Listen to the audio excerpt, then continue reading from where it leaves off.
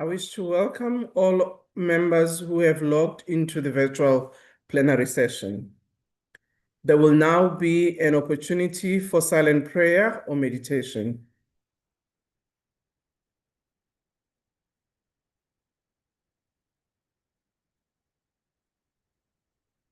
Thank you. Honorable members, before we proceed, I would like to remind you that the virtual plenary is deemed to be in the precinct of Parliament and constitute a meeting of the National Assembly. In addition to the rules of virtual sittings, the rules of National Assembly, including the rules of debate, apply. Members enjoy the same powers and privileges that apply in a sitting of the National Assembly. Members should equally note that anything said in the virtual platform is deemed to have been said to the House and may be ruled upon. All members who have logged in shall be considered to be present and requested to mute their microphones and only unmute when recognized to speak. This is because the mics are very sensitive and will pick up noise which might disturb the attention of other members. When recognized to speak, please unmute your microphone and where connectivity permits, connect to your video so that we can see your presence. Members may make use of the icons on the bar at the bottom of their screens, which has an option that allows a member to put up his or her hand to raise points of order. The Secretariat will assist in alerting the chairperson to members requesting to speak. Lastly, when using the virtual system, members are urged to refrain or desist from unnecessary points of order or interjections. Honorable members, we understand that some of you might have the challenge in connectivity and therefore where the bandwidth might be a problem, maybe just showing your face in the beginning and then requesting to close if that is your challenge, that will be acceptable. Today, the only item on the order paper is questions addressed to the President. Parties have given an indication on which questions their members wish to pose a supplementary question. Adequate notice was given to parties for this purpose. The members who will pose supplementary questions will be recognized by the presiding officer. In allocating opportunities for supplementary questions, the principle of fairness, among others, have been applied. When all the parliamentary questions have been answered by the President, we will proceed to the next question on the question paper. The first question has been asked by Honorable J.S. Malima. The question is, considering the upsurge of Afrophobic violence instigated by the March on March and other groupings in the Republic, and noting the impact such actions have had on the standing of the Republic in the African continent, including the snapping of his special envoy to the continent, the Minister of International Relations and Cooperation, Honorable R.O. Lamula, by the Nigerian president. What medium to long-term interventions has he put in place to restore the credibility of the Republic as an honest Pan-African voice in the continent and the diaspora? Honorable President. Thank you, Honorable Speaker and honorable members. South Africa remains a respected member of the African community of nations and a principled Pan-African actor. We continue to participate actively in continental as well as regional bodies and processes. While some African countries have raised concerns about the anti-migrant actions by some groups in our country, as a government, we have firmly and publicly rejected xenophobia, Afrophobia, vigilantism, and all forms of discrimination against people from other countries. At the regional and continental level, We have reinforced South Africa's commitment to Pan-Africanism through cooperation with SADC, the African Union, and partner states on migration, governance, regional integration, and burden sharing.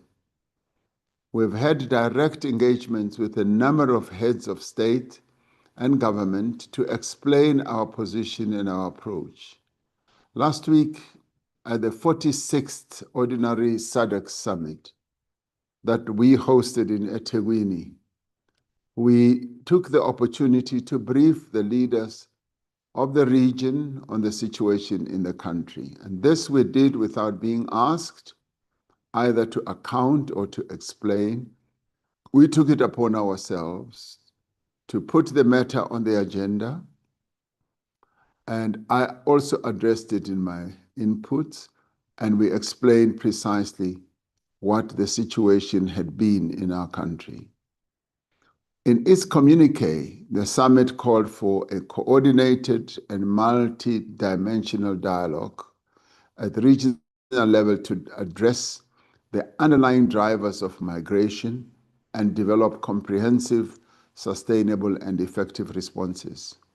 Now, through our comprehensive approach to managing migration, we have emphasized that migration challenges must be addressed through the rule of law, respect for human dignity, and the strengthening of state institutions, not through unlawful actions targeting foreign nationals. An important part of this approach is the reform and modernization of South Africa's migration governance framework.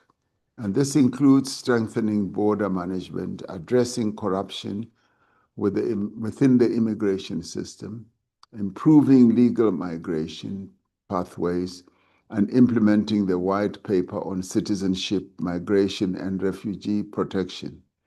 Now, these measures are intended to enhance public confidence in the state's ability to manage migration effectively while upholding South Africa's constitutional and international obligations. Our country continues to advocate for collective African solutions to the drivers of migration, while engaging diplomatically to address concerns about developments in the country. Our Minister of International Relations and International Cooperation has traveled to a number of countries as my envoy to meet a number of states and heads of states and heads of government. And at times it has been quite challenging to synchronize the diaries of all the heads of states. He was well received in Ghana. He was well received in other countries. We've had discussions even at my level with various heads of states who have articulated their deep understanding for what has been happening here. And they have wished us well, and they have said that they are willing and able to support South Africa as it deals with this difficult problem. And they have also characterized it as a complex problem, meaning that there is deep understanding of the challenges we're going through. While other people might have thought that we are being snubbed and we are being isolated, actually the contrary has been the case. As we have sat down to explain precisely the challenges that we are going through, we have found, to our pleasant appreciation, that there is understanding and there is support, and a number of countries are saying they're willing to work with us to have this problem resolved. Thank you, Madam Speaker. Thank you, Honorable President. The first supplementary question will be asked by Honorable J.S. Malema. Thank you, Speaker. May I please request the IT to accept Honorable Malema? He's been on the lobby for some time. He would like to take his question, but he's on the lobby, Speaker. Thank you. IT, can you assist us accept the member who is said to have been on the lobby, in the lobby rather?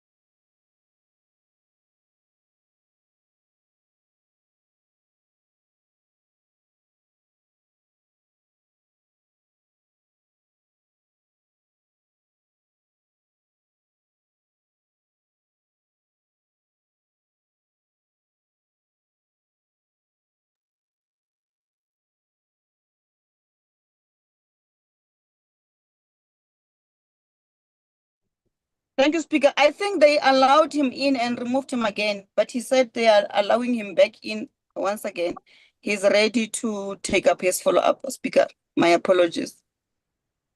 Okay, is Honorable Malema in the meeting now?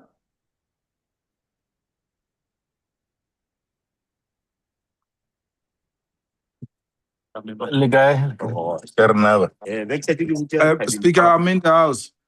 Okay, thank you, Honorable Malema. You I was can struggling, I put- was in and off, on and off.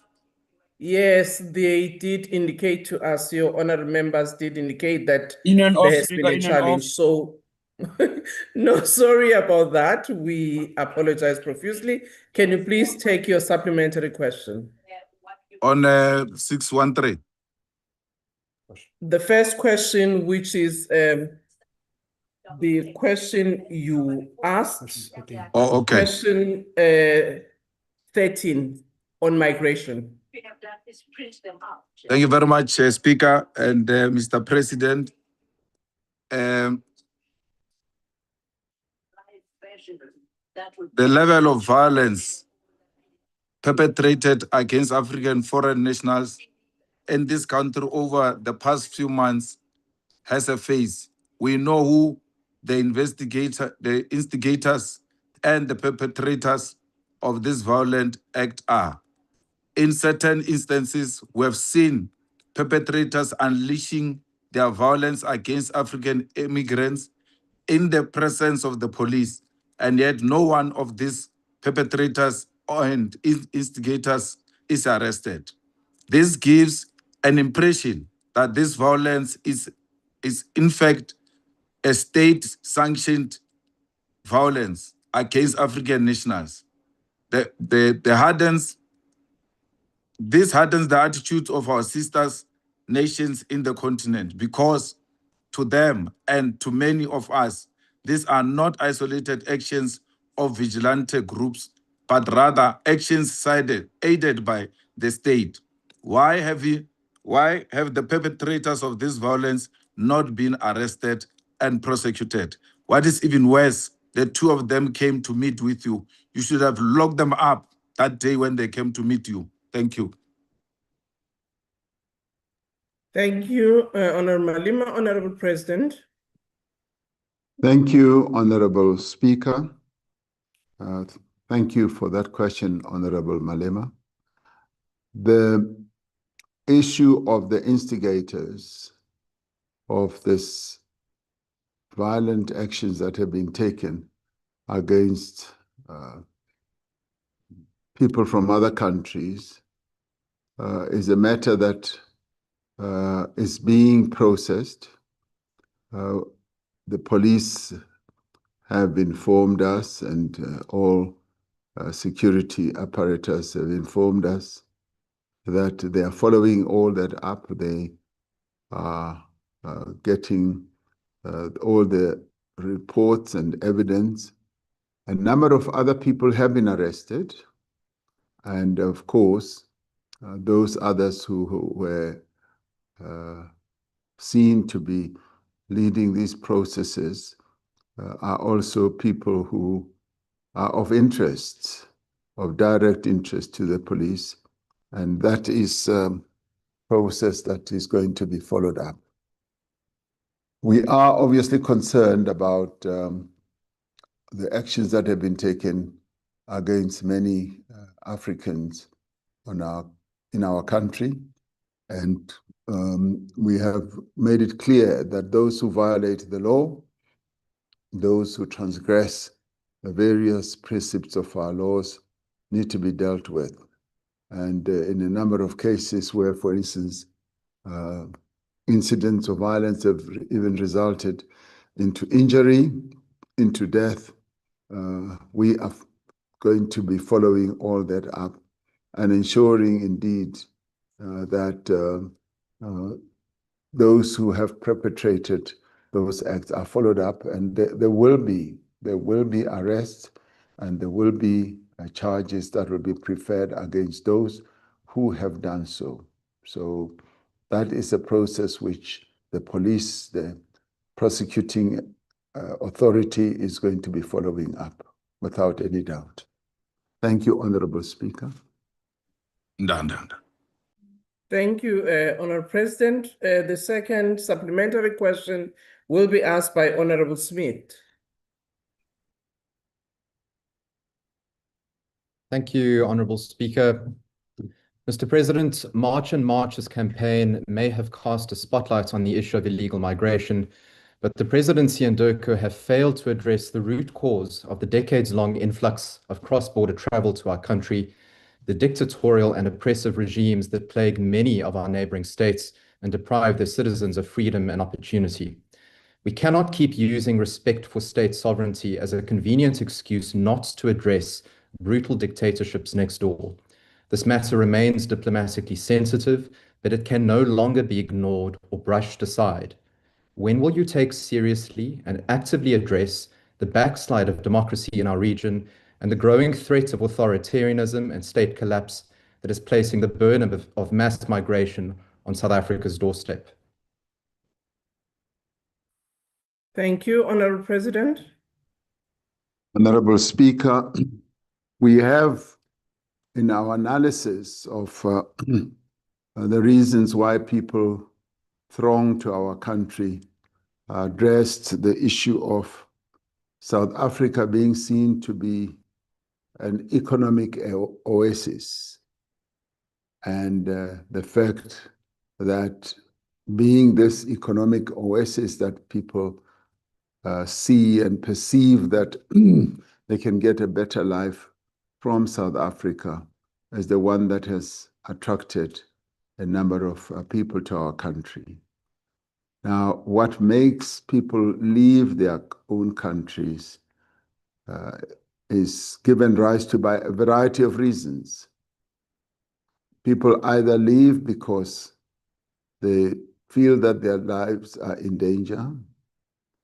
They are refugees seeking security elsewhere. They either leave because their economic situations are dire and want to come to better locations where they can advance their economic challenges. And they leave for many other reasons. What we have to be mindful of is that we need to advance the interests of South Africans. And that is why we've taken the steps that we have taken to make sure that those who are in our country are properly documented.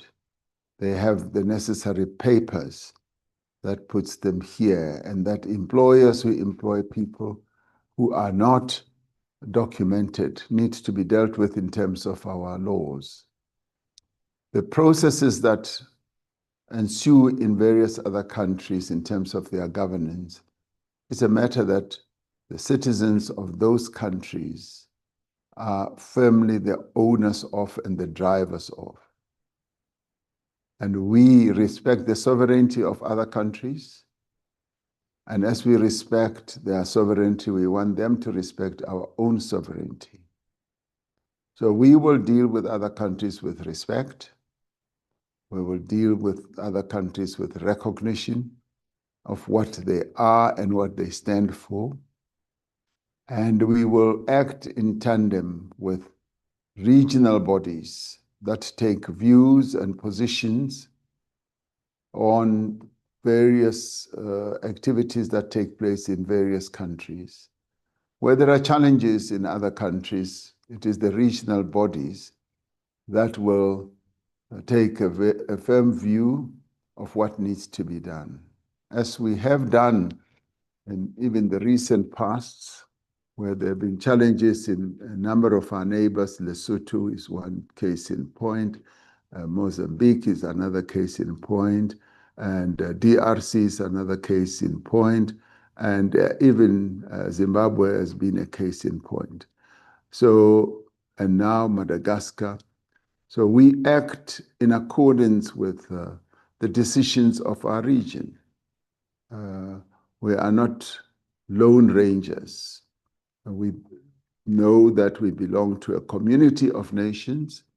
And even as we address the issue of migration, we have made it a point that we need to address it collectively.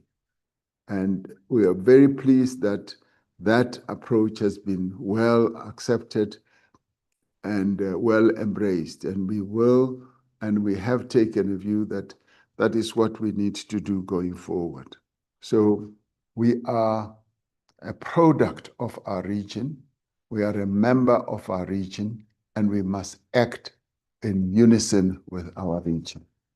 Thank you, Honorable Speaker. Thank you, Honorable President. The third supplementary question will be asked by Honorable Ishmael Musa.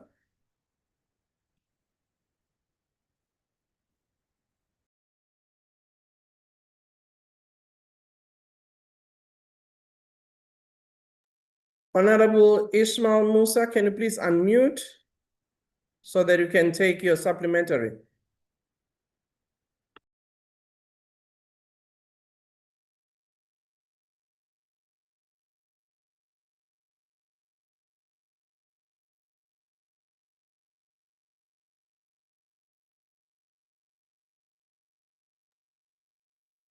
Can we move to Honorable Siti Nondenja?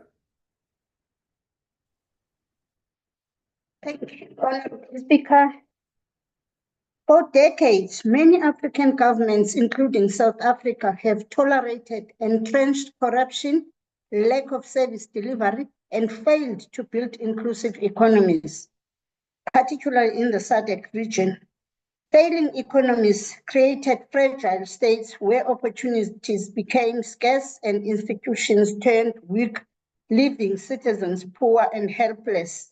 This has resulted in waves of inter-African migration, driven not by choice but necessity, with South Africa unfortunately hosting approximately 3 million undocumented immigrants, drawn by the country's stronger economy and infrastructure, while grappling with the pressing economic and social concerns with deepening unemployment crisis. March and March movement is a consequence of a symptom of a bigger African migration problem. Mr. President, what initiatives have you taken to engage other African state leaders, particularly SADC, to find effective and comprehensive measures to cap this crisis without blaming South Africa as a scapegoat? Thank you, Honorable Nondenja. Honorable President. Thank you, Honorable Speaker. As I said earlier, I did say that we, as South Africa, raised this matter, as they say, meremuto, on our own, without being prompted by any of the leaders at the summit. We raised it and put it on the agenda. It was not on the agenda, so we put it on the agenda and then took the time to explain what had happened. And we put on the table the actions that we are taking. But we also took it further and called upon the region and indeed the continent to join us in addressing this matter. And we did say that the issue of migration cannot be handled by any one country alone. It needs collective action. And it requires that we should work together. And in doing so, we should look at the reasons why migrants from our various countries on the continent feel propelled to leave their countries, to go to other countries. And we did say, for instance, that we have been the biggest recipient of migrants from a number of countries on the continent, where a number of migrants leave their countries and cross a number of borders of other countries and go right across a number of other border gates coming to South Africa. And there was sensitivity in terms of understanding that. And we then did say, this requires that all of us should address this matter. We cannot sit on the side of the table without getting involved in the discussions. And the discussions, no doubt, will lead to the management not only of migration, but it will lead to the reasons why people leave. It will inevitably come down to economic management in the various countries. It will inevitably come down to social structures or architecture of assistance in those countries. It will inevitably also touch on issues such as health and a whole number of others, including security.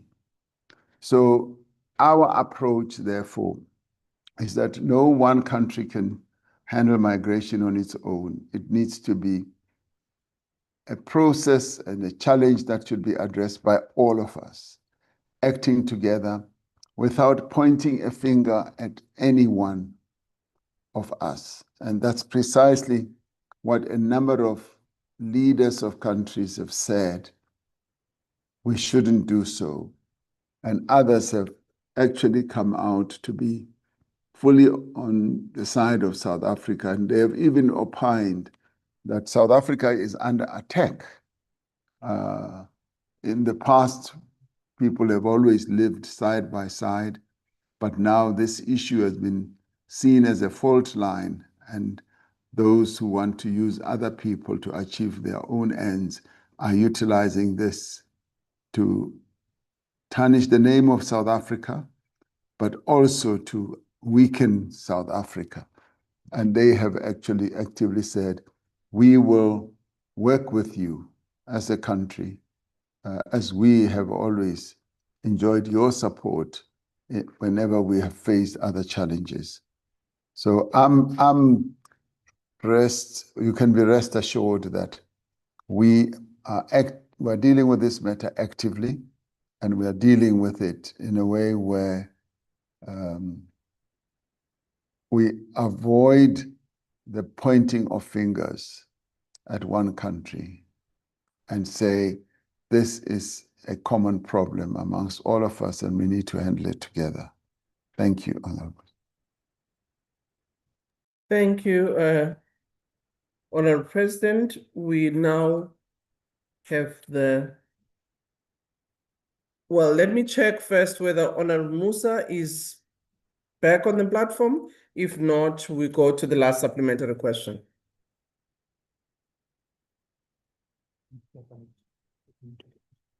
Let's proceed. Honorable J.S. Malema, if you can take your last supplementary. Thank you very much, Speaker and President.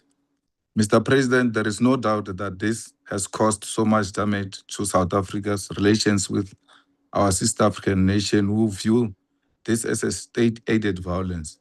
What concrete steps is your government taking to ensure prosecution, to protect foreign nationals living in South Africa, and to reassure the continent that this government does not condone xenophobia? And to an extent that you can commit to a timeline on how, by when, and how are you going to act on those perpetrators? Thank you, Honorable Malema. Honorable President. Thank you, Honorable Speaker. The commitment I can make is that those who are perpetrating and have perpetrated acts of violence against foreign nationals are going to be dealt with. The police and the prosecuting authorities have been given the responsibility to make sure that anyone who commits criminal activity in our country are followed up and they are brought to book. That, in terms of our adherence to rule of law, is exactly what we expect to happen and will happen. A timeline I would ordinarily like to give but it really depends on the speed and the determination with which they shall work that will determine precisely the timeline. This is a very sensitive matter, and our neighbors and our fellow African heads of state and government, and indeed their citizens, are looking at South Africa, how we manage this process. And it is on the basis of that that they will be able to see our seriousness in terms of dealing with the issue of migration. And we have said that the rule of law must apply, and those who have done wrong or continue to do wrong must be dealt with. And that is what we have said to them, and a number of them have said, we understand, complex as this issue might be. So we are processing that in that manner. And it's been interesting, as we have also found, that there have been activities that we have observed by a number of forces outside our country that have been bringing to bear their influence in this whole process. Those foreign or sister countries on the continent have realized that, and they have said, we know and we can see that quite a bit of this, certainly not all of it, but quite a bit of this is being propelled and instigated from outside of South Africa. And we have said that's precisely what we are following up as well. We are following those threads and those threats as well. So it's a complex problem. It's a multifaceted problem, but we are at work and working it through and deciphering precisely the various roles that have been played by our own people, as well as those we perceive to be outsiders who want to disturb the stability in South Africa by getting South Africans to seem to be at war with Africans from other nations. Thank you, Honorable Speaker. Thank you, Honorable President. We now move to question 14, which has been asked by Honorable M. Dooley. The question is, given that the role of interim chair of the Southern African Development Community, SADC, places a particular responsibility on the Republic to contribute to the preservation of constitutionalism, democratic governance, peace and stability in the region, and noting that the political developments in the Republic of Madagascar have raised important questions regarding the restoration of constitutional order, protection of democratic institutions, and establishment of a credible and inclusive political process, what concrete measures has the Republic implemented in its capacity as the interim chair of SADC to ensure that the Republic of Madagascar returns to the constitutional and democratic order, and what is the time frame within which SADC expects the transition to be completed? Honorable President, you will forgive us that the question was given at the time when South Africa was an interim chair before the full chairship that happened last week. Honorable President. Honorable Speaker, thank you. South Africa continues to play an active role through SADC to support Madagascar's return to constitutional governance through sustained diplomatic engagement, mediation, and oversight of the transition process. This support includes the deployment of the SADC panel of elders, which is led by Her Excellency, former President of Malawi, Dr. Joyce Banda, which undertook 3 missions to Madagascar at the instance of SADC.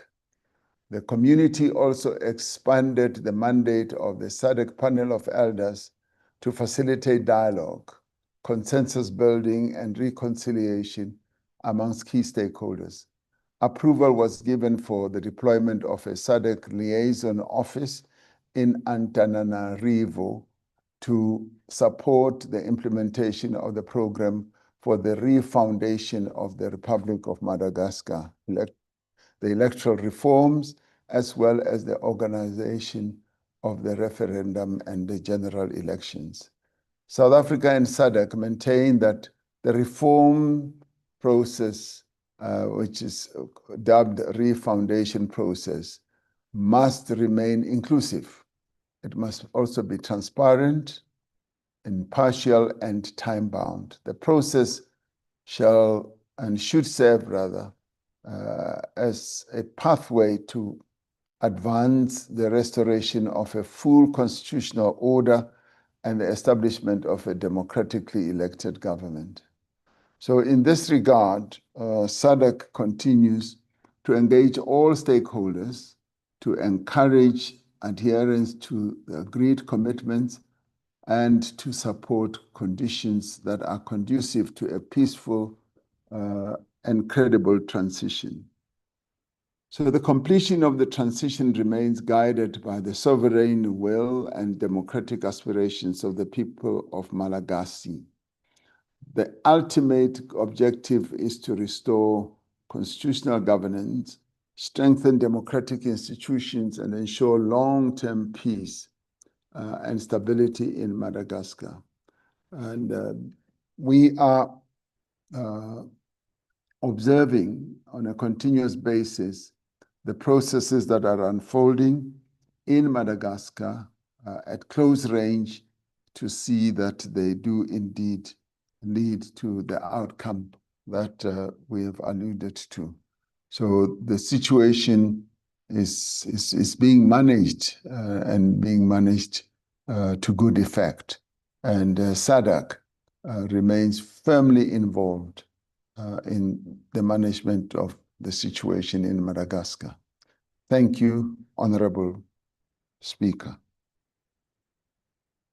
Thank you, Honorable President. Honorable Ntuli for the first supplementary. Thank you very much, Madam Speaker. Good afternoon to you. Good afternoon, Mr. President, and good afternoon to all fellow honorable members. And thank you very much, Mr. President, for that detailed answer to the question. The follow-up that I have, and I'm glad that the Speaker mentioned that the question had been prepared long before the successful SADC summit that you and the government you lead, Mr. President, hosted in our country in Durban a week or so ago. What I would like the President to clarify us on as members of Parliament, are there any specific, Mr. President, specific commitments that the summit decided on, and probably also with some new time frames within which, in the opinion of the region, the restoration of the constitutional democracy in Madagascar should have been achieved? I'm asking this question, Mr. President, in the light of the fact that I would imagine that this matter had occupied a center stage in the discussion in the recently held SADC summit in Durban. Thank you very much, Madam Speaker. Thank you, Honorable Ntuli. Honorable President.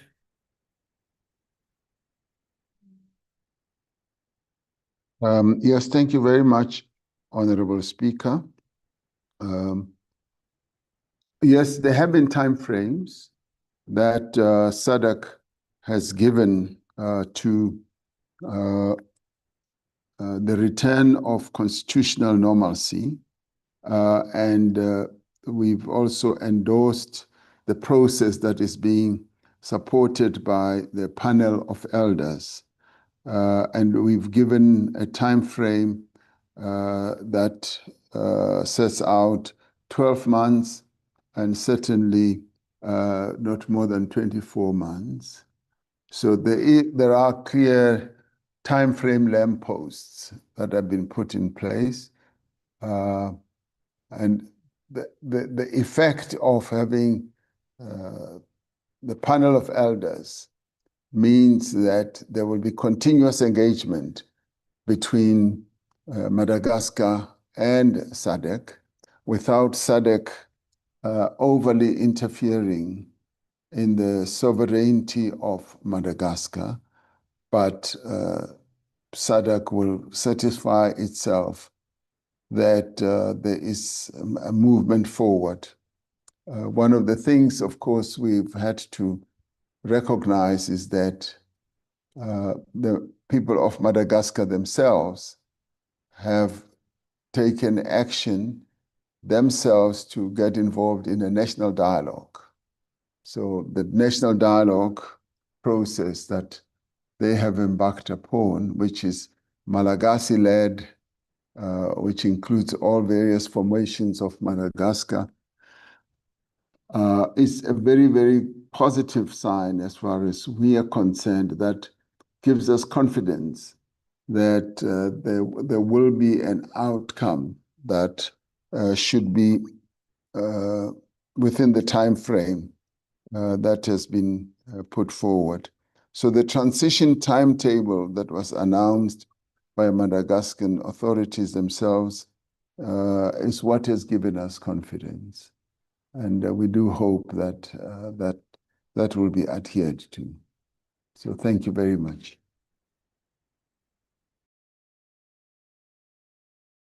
Thank you, Honorable President. Honorable Mkhize.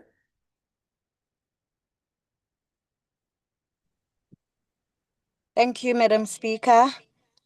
Given that the Republic's credibility as interim chair of SADC rests on its moral authority to demand constitutional accountability from Madagascar, how does the President reconcile that role with his continued refusal to submit to full public accountability on the Phala matter, including the outstanding findings on possible violations of Section 34 of the Prevention and Combating of Corrupt Activities Act and Section 89 of the Constitution? And does he accept that this unresolved matter undermines the very credibility SADC now requires of the Republic? Thank you, Madam Speaker. Honorable President. Thank you, Honorable Speaker. The matter that Parliament is dealing with is a preserve of Parliament and will continue to be dealt with by Parliament. And I have always said that in the end, Parliament and indeed the various other structures of our criminal justice system, judicial system, must deal with this matter to the fulfillment of the various principles that we have enshrined in our Constitution. So as far as I'm concerned, that matter is being handled, and I've always said it's best we leave it there in the way that it is being handled. As regards our region continues to have its own precepts and adheres to rule of law, and those matters are well handled also in terms of all those processes. Thank you, Speaker. Thank you, Honorable President. I've been informed in terms of our rules that the question that was to be taken by Honorable Noluchungu is now going to be taken by Honorable Niehaus. Honorable Niehaus. Thank you, Honorable Speaker. Mr. President, the removal of President Andry Rajoelina from the office in Madagascar by actions backed by the Army Corps of Personnel and Administrative and Technical Services Military Unit, whose leader, Colonel Michael Randrianirina, is now President of Madagascar, was effectively a coup by the military. The African Union recognized this for what it was: a forceful takeover of power by the military. Despite this position by the African Union, Why have you and the SADC decided to embrace a coup leader in the person of Michal Randrianirina? Mr. President, I'm sure you will agree that the optics of this does not look good and does not bode well for making sure that in all circumstances, those who get involved in coups and who participate in such should be clearly recognized and must be taken that they have forcefully taken over power by the military. Thank you. Thank you, Honorable Niehaus. Honorable President. Thank you, Honorable Speaker. What happened in Madagascar is best understood, yes, as a change of government that happened, but it was a matter that SADC, having dealt with it, felt that it was dealt with within the constitutional processes in Madagascar, in that the Constitutional Court dealt with the issue of the vacancy that had occurred after President Rajoelina, following the unrest, sought to dissolve parliament and thereafter fled the country. And the Constitutional Court, a structure within the constitutional architecture of Madagascar, ruled that a vacancy had occurred. And what followed thereafter was the filling of that vacancy by the current president. And it was on that basis that SADC, having looked at the processes that are now underway, that have been inspired and commenced by the people of Madagascar themselves, felt that SADC must support that process and stay close to the process, as from what we can read and see, and through our involvement with the panel of elders, will lead to the refoundation of Madagascar and the final confirmation of their constitutional adherence. So it was in that context that SADC, having addressed the matter and having dealt with the matter, reached the conclusion that it did. Thank you, Honorable Chairperson, Speaker. Thank you very much, Honorable President. We now move to Honorable N.M. Hadebe. Thank you, Madam Speaker.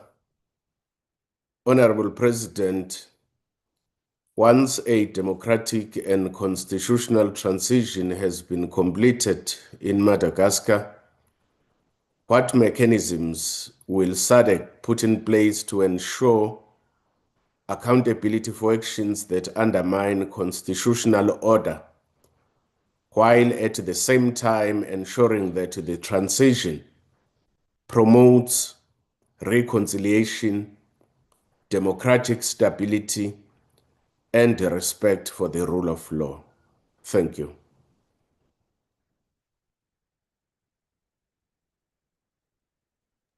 Thank you, Honorable President. You can take the question. Honorable Speaker, the processes that are underway are being led and managed by the people of Madagascar themselves. We have been clear as SADC that the national dialogue process, the reconciliation process, must be homegrown, must be led by the people of Madagascar themselves. SADC will play two roles. It will play the role of having an information gathering process on the ground and a panel of elders who will be on hand whenever help is needed. As to the outcomes of what the people of Madagascar themselves will determine in national dialogue, it is up to them as the people of Madagascar. For SADC, all we ever want to see is that there should be peace and reconciliation in Madagascar. The people's voice must determine the future of the country in a very transparent and democratic way. And we would like to see all sectors of society working together to achieve that end. Interference by SADC is something that we are not going to do. All this must be engineered by the people of Madagascar themselves. Thank you, Honorable Speaker. Thank you, Honorable President. The last supplementary question will be asked by Honorable Ntuli. Honorable Ntuli. Thank you very much, Madam Speaker. Mr. President, I seem to recall that there was a specific deadline of the 28th of February 2026 for Madagascar to submit a report on the readiness for the dialogue, as well as a draft national roadmap, which would have determine the steps that are going to be followed when the dialogue unfolds. I would like to check, Mr. President, whether in terms of your latest record and information, that deadline was indeed met by Madagascar. And if not, were there any specific explanation or information provided to the SADC leadership? Thanks, Madam Speaker. Thank you, Honorable Ntuli. Honorable President. Honorable Speaker, yes, Madagascar has submitted a plan to SADC. It's a draft national roadmap.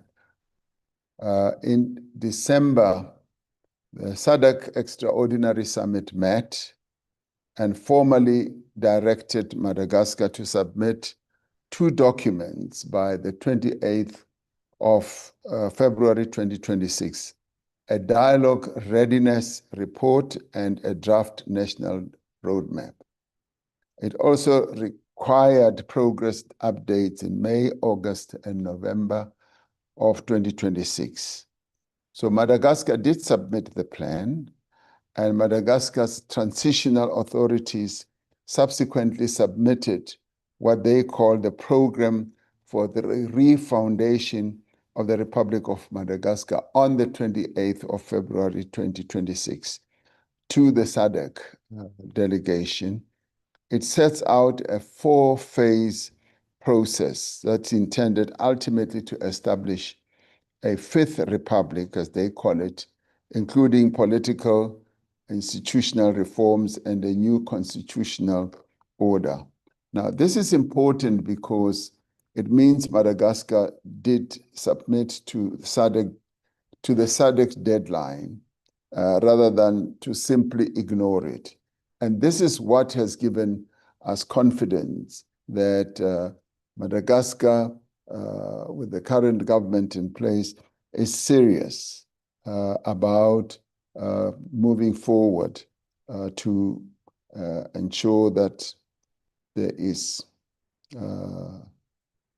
adherence to reconciliation.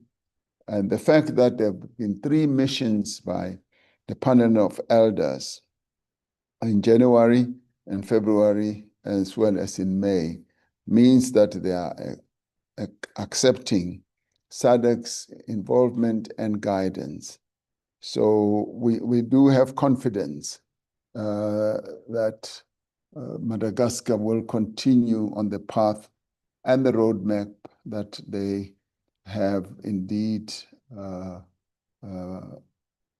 demonstrated seriousness about taking matters forward. So we believe that we are on a good course. Thank you, Honorable Speaker. Thank you, Honorable President. We now move to the third question, which is question 15, which has been asked by Honorable Michalakis. The question is, following previous intervention, what has the President found to be the reasons that the National Water Crisis Action Plan will not be successful in restoring reliable water to deprived communities and eradicating sewage pollution? Honorable President. In responding to the water crisis, we are drawing on the experience of our successful response to the electricity crisis. The implementation of the Energy Action Plan brought to an end more than a decade of persistent load shedding. And sometimes people often think that the load shedding was only over the past 18 months or 2 years. We did have persistent load shedding on an intermittent basis for almost a decade. We have taken the same approach of focused, coordinated actions into developing the National Water Action Plan. The plan, which is being overseen and coordinated by the National Water Crisis Committee, which I set up, was developed following extensive consultation with municipalities, water boards, and relevant departments. The National Water Action Plan is based on a thorough analysis of the root causes of the water crisis at municipal level and what needs to be done to address the challenges. It identifies actions that will significantly improve water service delivery in the short term, as well as actions such as legislative and other reforms that will take longer. Both the Energy Action Plan and the National Water Action Plan are part of the Operation Vulindlela process. The reform program as well, that is being coordinated and driven by the presidency. Now, the challenges in the water sector are caused by deep structural problems at the municipal level. Now, these structural problems include the fact that the revenue from the sale of water is not ring-fenced and it's not reinvested into water provision.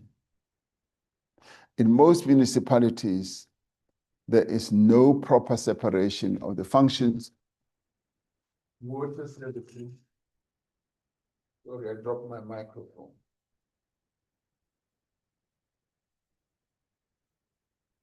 My apologies. Otherwise, you would not hear me. So the functions of water services and authorities are not well set out.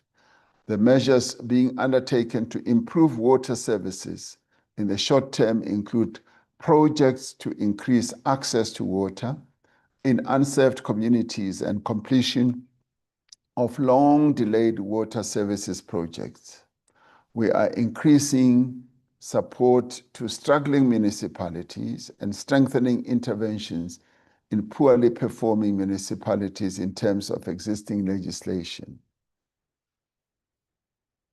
We are having to deal with when and how should national government make interventions, as most of our water processes are devolved to our municipalities. And when those municipalities fail, we find that the legislative process just gives them the right. And we are now working on the interventions that need to be taken by national government to make sure that the water challenge is addressed. We are also combating corruption and criminality in the water sector, including theft and metal parts that are put for sale as scrap metal, and also deal with the whole challenge of water tanker mafia, which we are dealing with effectively.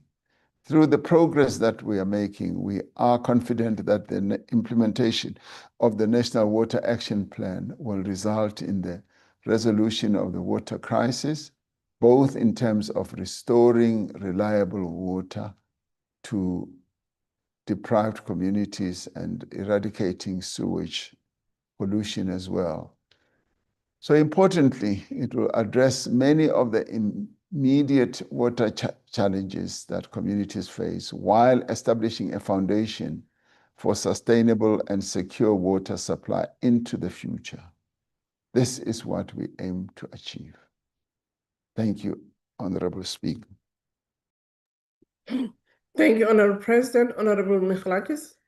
Thank you, Madam Speaker. Mr. President, it's appropriate that you did your mic drop just after you admitted that these municipalities, mostly ANC municipalities, are actually performing appallingly. Mr. Speaker, as we speak, the Johannesburg suburbs of Coronationville, Brixton, Westbury, Hurst Hill, Auckland Park, Melville and Parktown West do not have water as we speak again. Masilonyana local municipality governed by your party, the ANC, is currently in contempt of court by not providing water to residents for the last 3 months in Wynberg after the Human Rights Commission took them to court last year. eThekwini, run by the ANC, now loses 65% of its water, rivaled by Mangaung at 60%.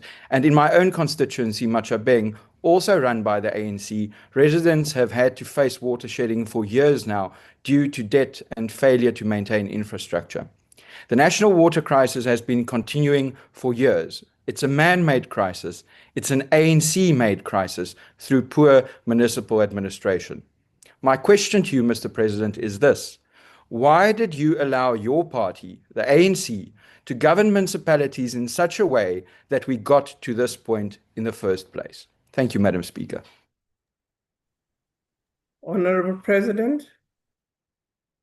Honorable Speaker, the honorable member is making a long political speech on a matter that is so important and completely ignoring the measures and the interventions that government is making, particularly national government. National government that has demonstrated that even as there are problems and challenges in a number of areas that affect the people, the lives of our people, we're able to take action to address those challenges.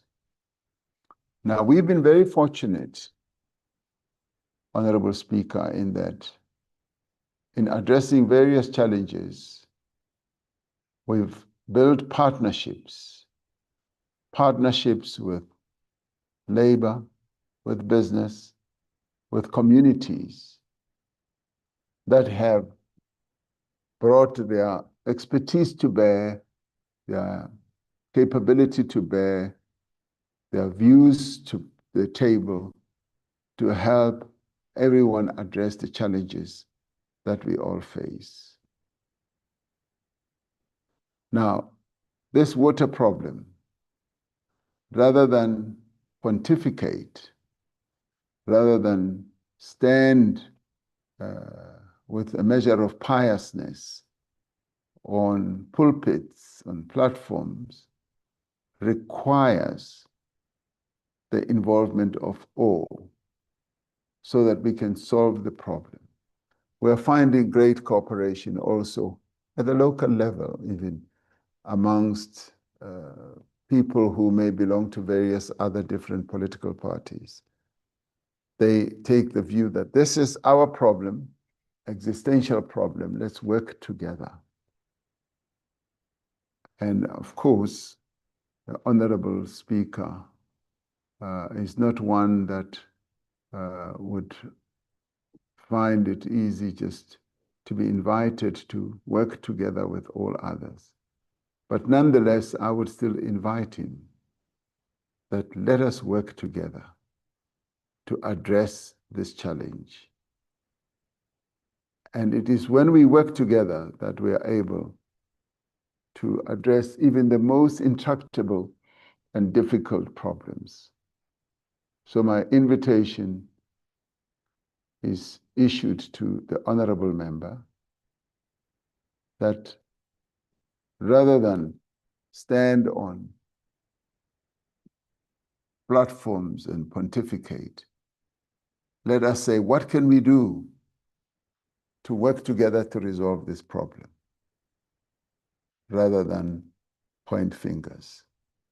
This is the time to help us all to address the challenges that our people are facing. I would rather have him say, Mr. President, what can we do to make the lives of our people a lot easier? I'd rather hear him say, Mr. President, how can I support you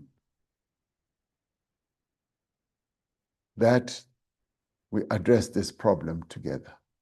This is what I am getting from a number of role players. Of their own volition, they come forward. They don't pontificate, they don't point fingers, and they say, this is our country. Let us work together to address the problems. Day in and day out, I get those types of approaches. I have to come to Parliament and hear the honorable member throwing insults, pointing fingers. And once again, I invite him, come, let's work together. So that even in the area you come from, Machabeng, we should hear you say, I am here and I intend and would like to have us work together to address this problem. And I want to hear him bring his wisdom. Wisdom is best used when you get into the scrum, rather than stand on the sidelines and throw your words of wisdom. They soon evaporate into air. Thank you, Honorable Speaker. Thank you, Honorable President. Honorable M. Dlelang.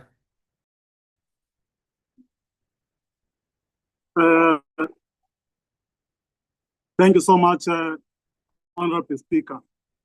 Mr. President, the Q1 progress report on phase 2 of Operation Vulindlela. No significant progress in focus areas of the National Water Action Plan, including the incorporation of the South African National Water Resources Infrastructure Agency, which is expected to triple annual investments in water infrastructure. Given that the agency's success relies on the scheduled transfer of staff and assets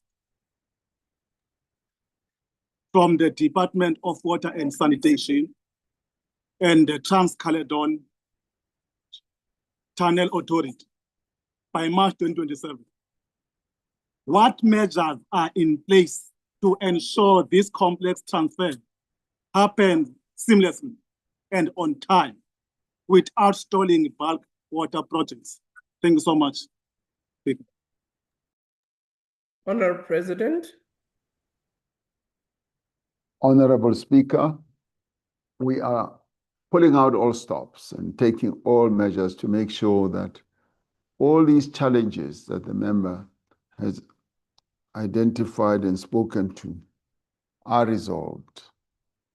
The measures that the Department of Water and Sanitation are taking speak precisely to what the honorable member has said. I have confidence that we should be able to have all these issues addressed to show progress. We have shown tremendous progress with the Energy Action Plan implementation. And similarly, I have no doubt that having come up with a clear plan, which was crafted not only by the department, but by a variety of role players, we will be able to attend to the various challenges that the member has alluded to. So I have confidence, and I'd like to say to the honorable member, it shall be done. We will make sure that we implement. Thank you, Honorable Speaker. Thank you, Honorable President. And now the Leader of the Opposition.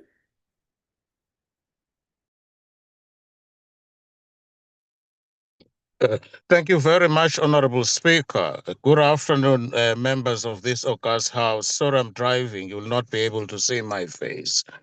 My follow-up question is, vast platinum wealth is extracted from Marikana's soil daily, yet this community remains a visual indictment of state neglect. 14 years later, the blood has dried from the 16th August 2012 massacre, but the taps are still empty.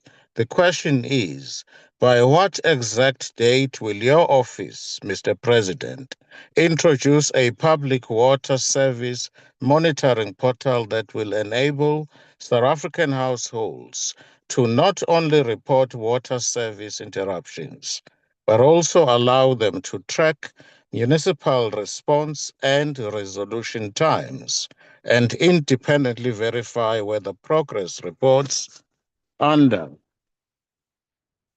the newly unveiled National Water Action Plan reflect the daily reality experienced by households on the ground. And Madam Speaker, it is my hope that, Mr. Ramaphosa, it will not take you 6 years to give us the exact date I'm talking about, as it has taken 6 years for the impeachment committee to finally Thank you, begin its Honorable task. Member. Your Thank you. time has expired. Honorable President. Thank you, Honorable Speaker. Yes, in reference to, say, the public water monitoring portal, the dashboard, as discussed with regard to strengthening the water sector accountability system, parts of that system already exist, but the comprehensive public-facing system envisaged under the new Water Action Plan is being developed. So parts of it exist. The department already operates the National Integrated Water Information System, which is publicly accessible and contains dashboards covering water supply reliability, drinking water quality, and wastewater as well. We are now also having a water security dashboard which covers Gauteng and eThekwini. We will be able soon, and this is not going to be taking too long, to have a much more comprehensive system. So government is developing a public water services performance platform that will enable citizens to track the performance of water systems in municipalities, including water reliability and water quality. Now, there is a strong case to be made for that. So what I can say is that we are committed to making sure that such a system, a wholesome system that will be able to give such information is established. Thank you, Honorable Speaker. Thank you, Honorable President. Honorable Reverend K.R.J. Mishra. Thank you, Honorable Speaker. Mr. President, most interventions that have been taken were stopgap measures rather than systemic reform. Given that Nearly half of wastewater treatment plants are in a critical state, and municipal avenues for water are routinely diverted elsewhere. What concrete accountability measures will be taken to ensure that municipalities ring-fence water funds and prioritize maintenance over other expenditures to make the crisis action plan successful? Corruption and mismanagement in the water sector have cost taxpayers nearly 19 billion rands in 2023-24 alone, undermining drought mitigation efforts by diverting funds from infrastructure repairs and leaving millions without reliable water.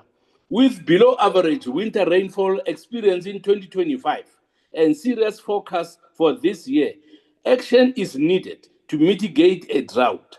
What urgent action has been taken or is being planned to address corruption and criminality in the water sector, particularly the water mafia? Thank you, Honorable Speaker.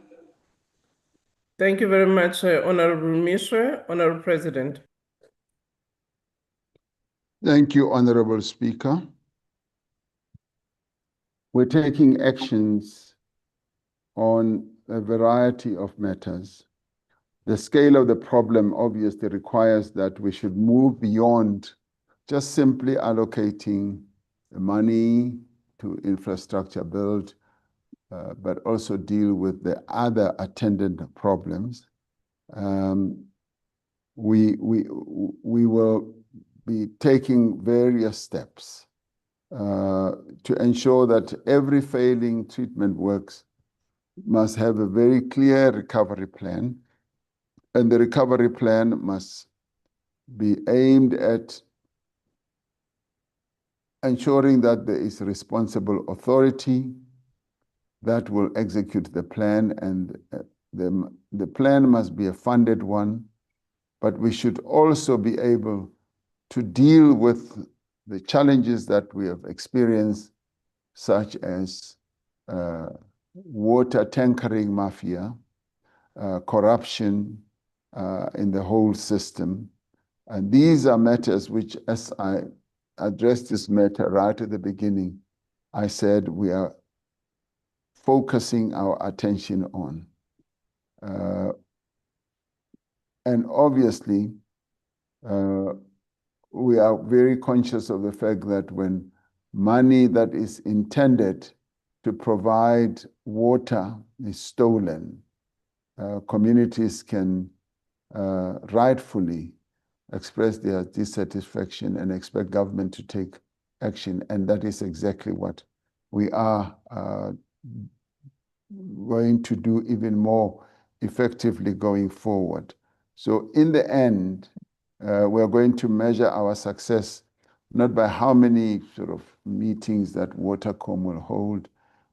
We are going to ensure that our municipalities that do not have capacity to operate water systems, municipalities where corruption is rife, are dealt with in terms of the officials and even those who participate in corrupt activities.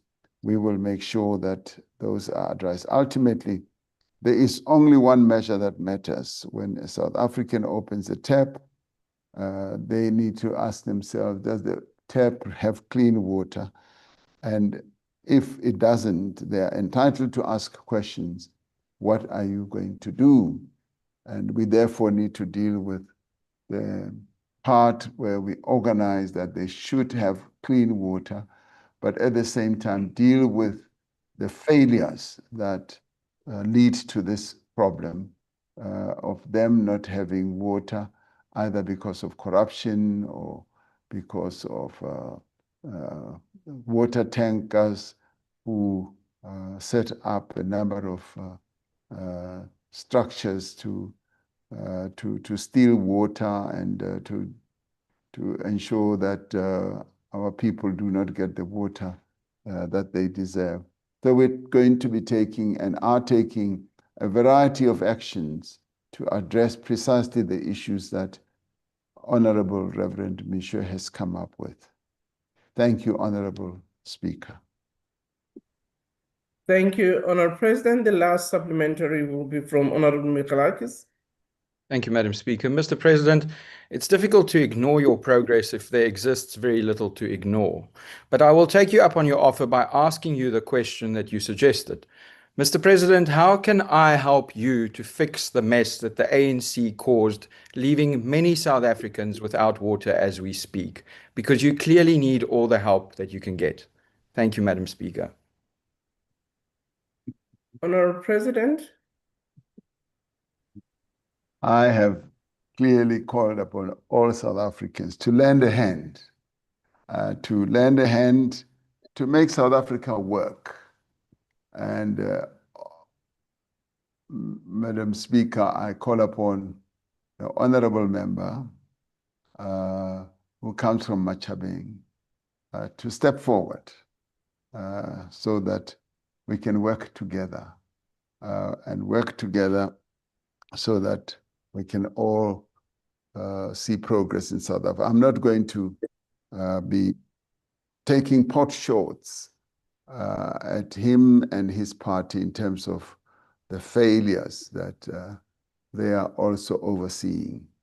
And if anything, I will be saying, would like to work with you to address the challenges that are prevalent in a number of areas, including in areas where the honourable member's party is in charge of various municipalities, where ordinary and poor people always testify to the fact that they do not get the services that they deserve.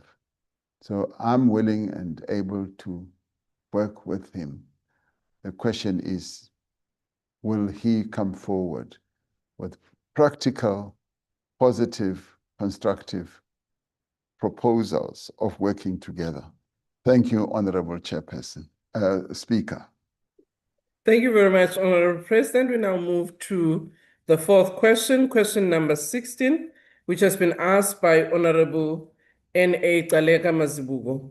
The question is, considering that the local government is the sphere of government closest to the people, yet it has become the weakest in terms of financial management, governance, and service delivery, what structural reforms have been implemented by President's administration to restore the capacity of municipalities and to strengthen accountability to ensure that communities receive reliable basic services which will enable job creation?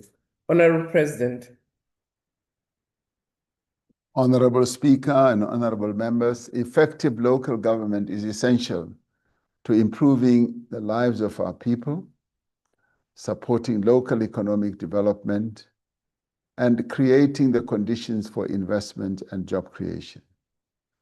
Now, according to the Constitution, the three spheres of government are distinctive, interdependent, and interrelated. While the Constitution says that each sphere must respect the constitutional status, institutions, and powers and functions of government in other spheres, it places a responsibility on national and provincial government to support and strengthen the capacity of municipalities.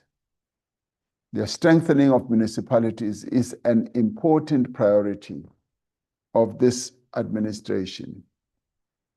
Regarding the restoration of municipal capacity, we have focused on building a more capable, professional, and developmental local government system by strengthening leadership and administration in municipalities.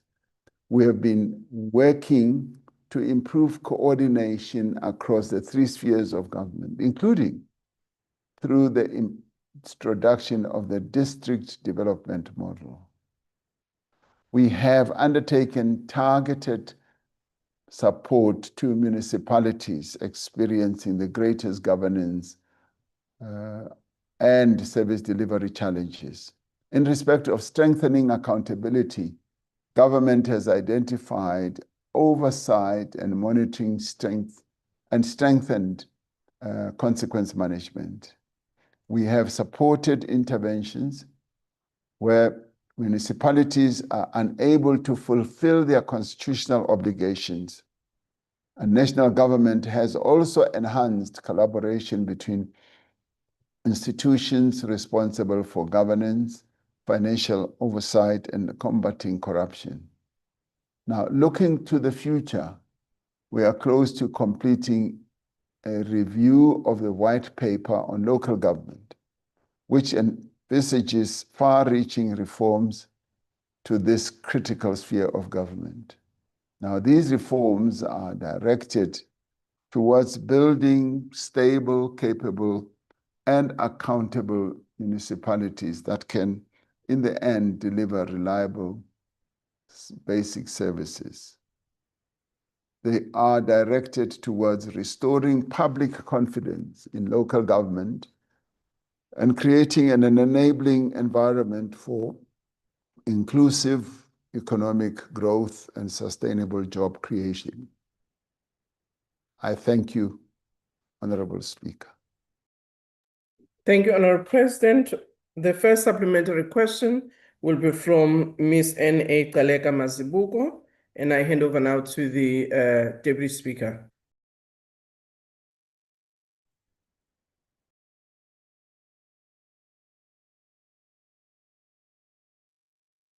The Honourable Ms. Kaleka Mazibuko. Thank you, Honorable Deputy Speaker. Mr. President, let me thank and acknowledge your commitment in providing stewardship to both your party, the African National Congress, and the GNU. Although it's early days, there are signs of improvement in operating performance, liquidity management, debt governance, budget practices, and infrastructure development. There is still poor implementation of policies like the DDM. This is manifested in limited municipal capacity, inadequate accountability, and overlapping responsibilities. Would you say that the measures that have been taken to deal with these challenges have been effective? And are there any critical areas of improvement you want to highlight? Secondly, our municipalities continue to have persistent challenges of irregular expenditure, financial mismanagement, and poor accountability shown by AG reports. Would you say tighter financial controls and consequence management have been effective? What needs to be improved? Thank you, Honorable Deputy Speaker. The Honourable President. Thank you, Honorable Deputy Speaker. Yes, there is now measurable progress in executing the district development model. But I must say that implementation remains uneven, and the model has not yet achieved its original ambition of making government genuinely to operate as one across all 52 districts and metropolitan areas in our country. The most useful new information comes from government reporting to Parliament in June 2026. All 44 districts and 8 metros now have DDM1 plans. By 31st May 2026, 46 out of the 52 had completed a review of their 1 plans, and 43 reviewed plans had been endorsed by the relevant district or metro councils. More importantly, Honorable Deputy Speaker, government has begun measuring actual projects rather than merely whether plans exist. In 16 districts evaluated during 2025-2026, the government tracked the 5 leading catalytic projects in each 1 plan, and results were quite interesting. When we looked at the status of the district development plan, or model rather, catalytic projects, we found that those that are in implementation are 63%, Those that are in planning or procurement process are 32%. And those that have been completed are rather on the low side, but already showing indications that they are on the improving path. So this is genuine progress, but the low implementation is also a warning. The DDM has become reasonably successful at producing plans and identifying projects. The next challenge, in my view, is to convert these plans into completed infrastructure and measurable improvements in people's lives. So this is what we recognize is happening.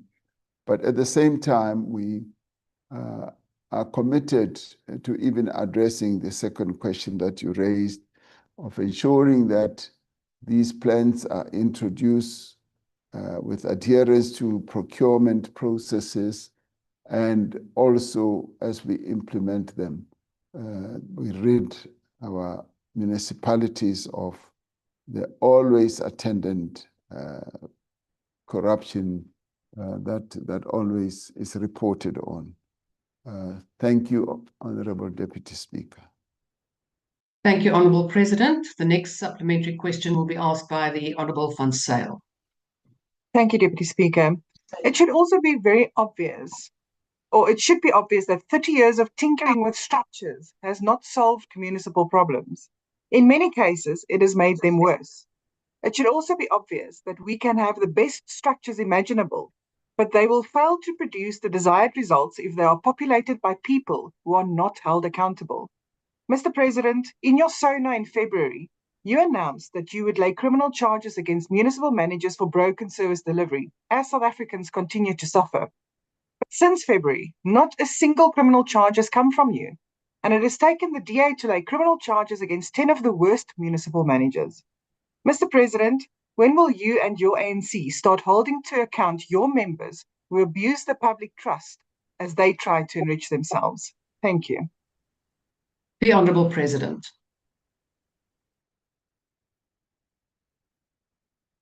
Honourable Deputy Speaker, yes, people and municipalities have faced criminal action over water and wastewater failures, but there is a significant accountability gap. Prosecutions have generally targeted municipalities as legal entities rather than the individual municipal managers, the engineering officials, or the political office bearers. The scale of enforcement is larger, I should say, than is sometimes appreciated. Department of Water and Sanitation reported in 2025 that it had criminal charges or cases for sewage pollution against 59 municipalities. Around 40% of those water services authorities were for water services authorities. More recent reporting in June 2026 put the figure at 96 criminal cases that are involving 53 municipalities. So it is not correct that there has not been follow-up. There have also been convictions. In November 2025, Emalahleni local municipality pleaded guilty to multiple environmental offenses after repeated failures to stop sewage pollution. The court imposed a big fine on them, but that ran to about 600 million or so.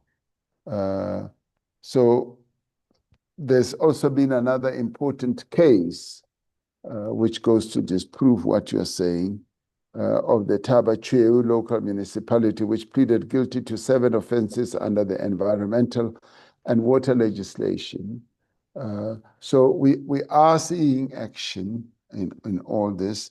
And I guess if we look closely, we should be able to see all that.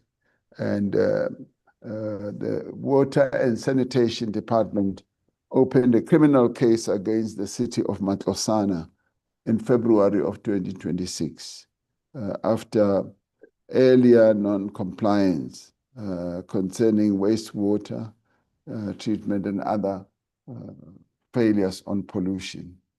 But there are weaknesses we must accept. And those weaknesses are matters that we need to look at and to work on. But there is work that is being done in this regard. Thank you, Honorable Deputy Speaker. Thank you, Honourable President. The next supplementary question will be asked by the Honourable Mtolo. Honourable Deputy Speaker, all members, Mr. President, given that Rustenburg municipality remains among the weakest performing in service delivery, can the President confirm what structural reforms have specifically reached the Marikana community, whose suffering under state neglect has continued unaddressed since the notorious concomitant email of the then Lone Mill Executive Director that preceded the 2012 massacre of 34 mine workers? I thank you. The Honourable President. Honourable Deputy Speaker, I didn't get to hear the question. Maybe Honourable you can Mtolo, help if you me. can perhaps, Honourable Mtolo, if you can just ask the question, not the whole preface to the question, only the question, please. Honourable Speaker, given that Rustenburg municipality remains among the weakest performing in service delivery, can the President confirm what structural reforms have specifically reached the Marikana community, whose suffering under state neglect has continued unaddressed since the notorious email of the then Lone Mill non-executive director that preceded the 2012 massacre of 34 mine workers? Thank you. The Honourable President. Thank you, Honourable Speaker. I wouldn't know immediately exactly how the various parts of Rustenburg delivery processes have happened, but what I can say is that they are attending to the issue of water, because water infrastructure has been a major challenge, and there has been significant investment in the broader Rustenburg area when it comes to bulk water. And in January 2026, government commissioned to upgrade the Valkop water treatment works, and the community of Marikana would benefit from that. There is a substantial program to formalize and upgrade informal settlements in the Marikana cluster. And when it comes to roads, there are also projects for the Marikana CBD road. So there are a number of actions that are being taken to address some of these. In the end, I would be the first to acknowledge that our people, not only in Marikana, but in the surrounding areas, have not been experiencing the level of quality service delivery that they are entitled to expect. A number of other areas around that municipality, the Rustenburg municipality. There has, however, been investment in terms of expanding the bulk water, as I said. But I don't think that government should measure success by announcing projects. It should be by actually getting the work done itself. So I do believe that a number of projects are now underway, and each of the projects will lead to the improvement of service delivery, also for those areas that the Honorable Speaker mentioned. Thank you, Honorable Deputy Speaker. Thank you, Honourable President. The fourth supplementary question will be asked by the Honourable Maimane. Thank you, Deputy Speaker. Mr. President, good afternoon. You have gone out and acknowledged the fact that the people of Hammanskraal, that the government failed to provide water for them, and as a result, 40 people died. The Supreme Court of Appeal found that municipal negligence causally connected the death of a 17-month-old child who fell into an uncovered municipal storm drainage in Uitenhage. The court found that poorly maintained municipal infrastructure, particularly to people living in low-income communities, is an unacceptable danger. The Khampepe Commission, Mr. President, of Inquiry found that the City of Johannesburg and its entities were liable for Usindiso building disaster, in which 76 people died. More than a year, no accountability has been taken. So, Mr. President, these are over 100 South Africans who you and the courts have acknowledged have died due to poor municipal infrastructure. Will you, Mr. President, commit to the people of South Africa that you will hold all of those responsible, politically responsible? I take your previous comment about the criminal charges, but this is about you and party leadership and holding those in your party who were presiding over these municipalities accountable so that other leaders can do likewise. Thank you, Honourable very much. Maimane. Your time has expired. The Honourable President. The answer is yes. Those people should be held accountable. Thank you, Honorable Deputy Speaker. Thank you, Honourable President. The last supplementary question will be asked by the Honourable Galeka Mazibuko. Thank you, Honorable Deputy Speaker. Mr. President, please elaborate on why the ANC-led GNU has prioritized a lot of investment in infrastructure, and how has this strategy contributed to economic growth and development for our people and the economy? I thank you. The Honourable President. Thank you, Honorable Deputy Speaker. Well, we've prioritized the issue of infrastructure because it is one of the central pillars of our economic program. And this is deliberate. It reflects a diagnosis that South Africa's weak economic growth, unemployment, and deteriorating service delivery are increasingly consequences of infrastructure constraints. So the GNU's medium-term development plan identifies inclusive economic growth and job creation as its first strategic priority, and explicitly makes increased infrastructure investment and access as well as efficiency a key outcome. So government wants the gross fixed capital formation in our country to rise from the 15.1% where it is, and to rise to 20% by 2029. And we should be touching the holy grail that was set by the NDP of 30% in later years. South Africa cannot grow faster without fixing infrastructure. This is an impossibility. And we allowed infrastructure to decline for far too long. Infrastructure, in the end, in our view, can unlock unprecedented growth in our economy, and it can mobilize the private sector and the public sector to commit to embark on infrastructure projects.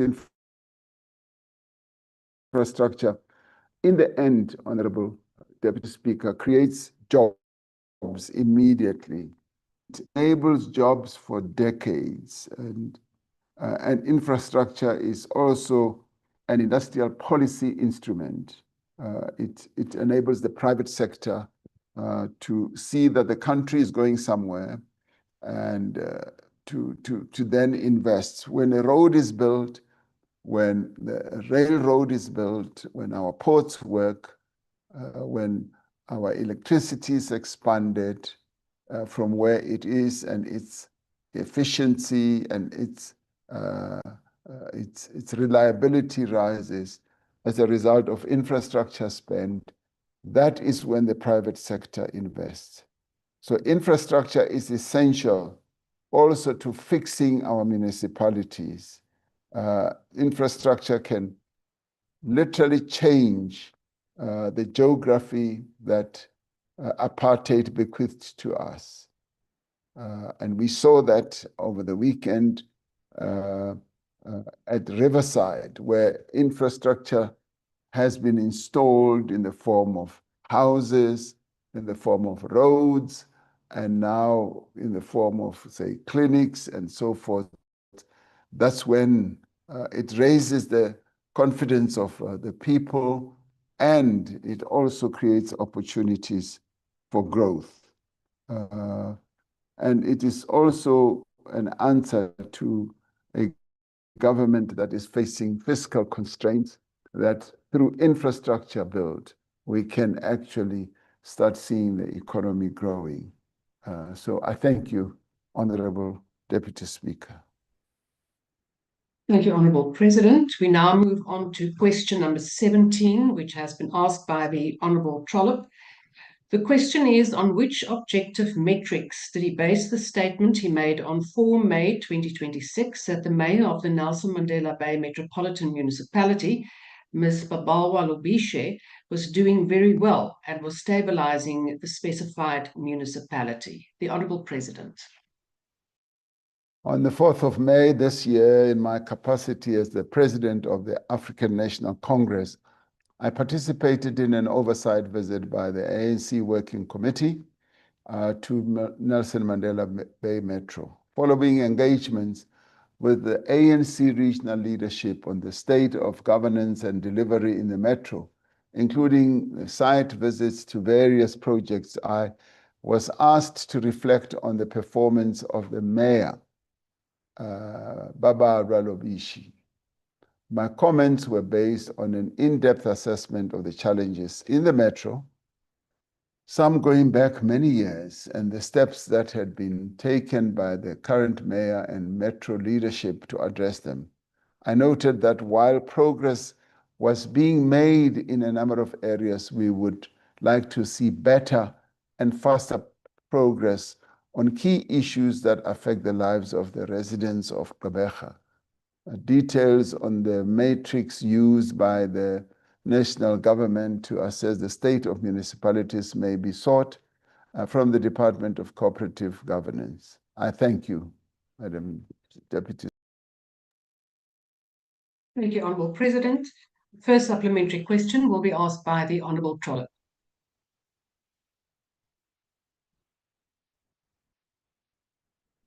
Honourable Trollip, you are muted. Please unmute your microphone. I beg your pardon. Thank you very much, Deputy Speaker. Good afternoon, Honourable President.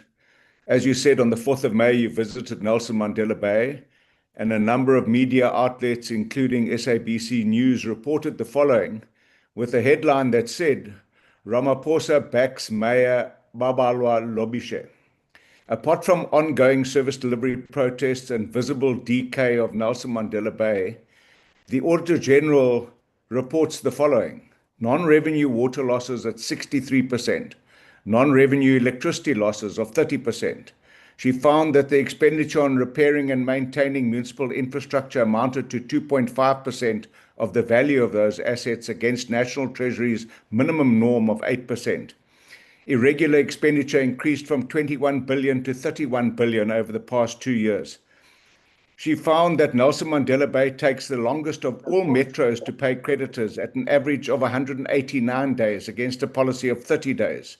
Also, that they have the highest senior management vacancy rate of all the metros. How, Mr. President, do you reconcile this with your in-depth assessment and your praise and backing of Mayor Lobishe? The Honourable President. As I indicated in my reply, whilst there has been indications of progress in certain areas, there remains challenges in a number of other areas. As there has always been, even when the Honourable Speaker was a mayor of the same metro himself, it was not all plain honey and roses.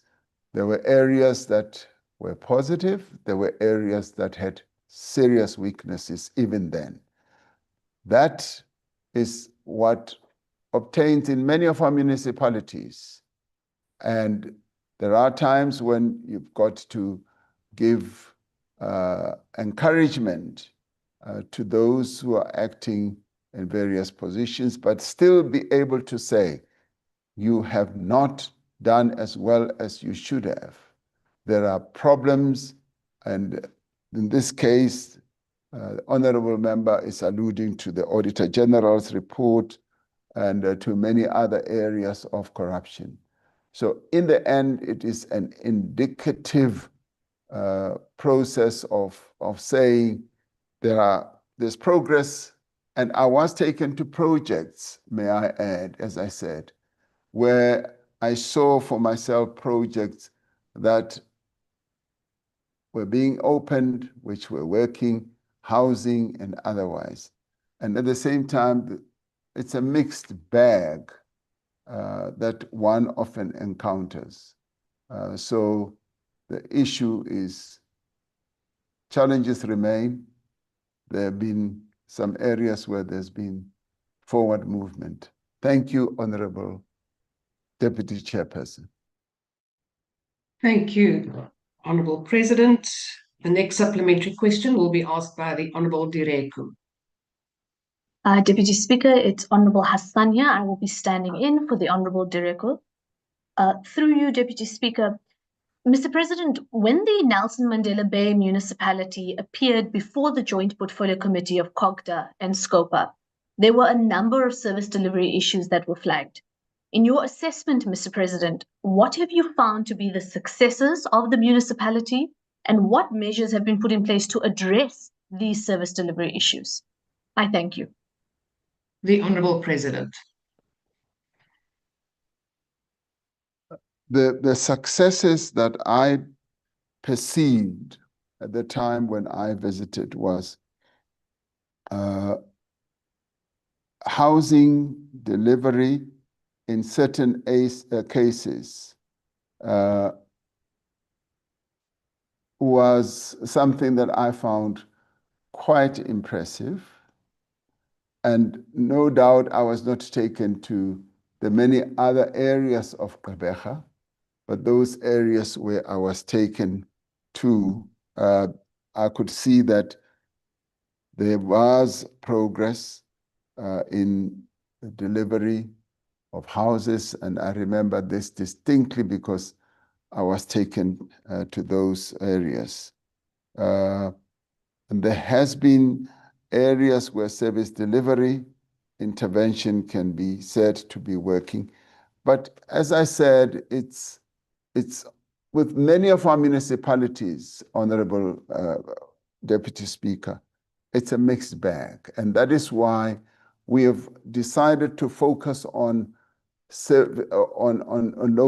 reforming local municipalities, because there are areas where there's great performance, and then there are areas where there is debilitating lack of performance.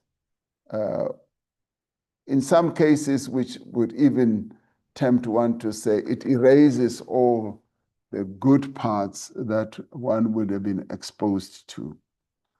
And in the end, the real solution when it comes to all these matters is that we should improve our local government performance matrix. And part of the problems that we have is we have a large, many of our municipalities that are governed by coalitions. And that is where the disagreements and the failures actually reside. And the local government white paper seeks to address many of those. And we therefore need to work together to see how best we can reposition local government, because we cannot carry on with the weaknesses that we see in local government. There are, however, areas and pockets of progress that we see, but there are many more areas of real lack of progress where service delivery challenges persist and where the interests of our people are not well served. And in the end, the litmus test with regard to a local government entity is about whether people are getting a good service or not.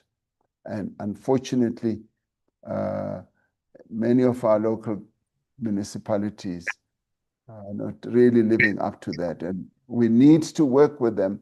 We at national level have said that we want to support our municipalities.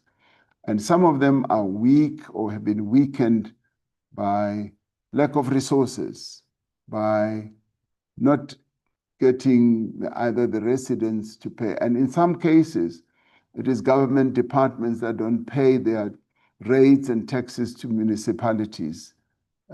But still they expect good services from municipalities, whereas they do not pay, including some government departments. Minister of COCTA has been clear and firm on this matter, and even saying there will be consequences if our government departments and entities do not pay the rates and taxes that they should be paying to municipalities. So the problem is complex, but at the same time, we need to address it with regard to coming up with innovative ideas of how we can strengthen local municipalities. Thank you, Honorable Deputy Speaker. Thank you, Honourable President. The next supplementary question will be asked by the Honourable Mhlangwini.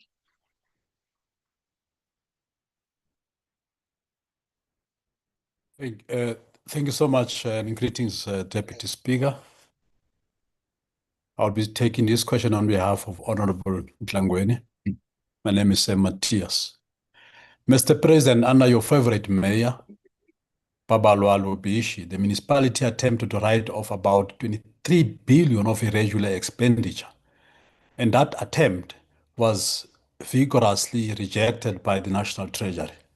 Under the same mayor, the National Treasury was repulsed by the level of mismanagement that they have decided to withhold funds to the municipality due to chronic underspending and corruption. Most recently, Honorable President, there is controversy in that municipality over the 25 million transformer lease. Do all of these represent model leadership in your book, Honorable President? Would you want the conduct of Lubisha and those she is mismanaging the municipality with to be replicated elsewhere as a good model and good form of governance? Thanks so much, Deputy Speaker. The Honourable President.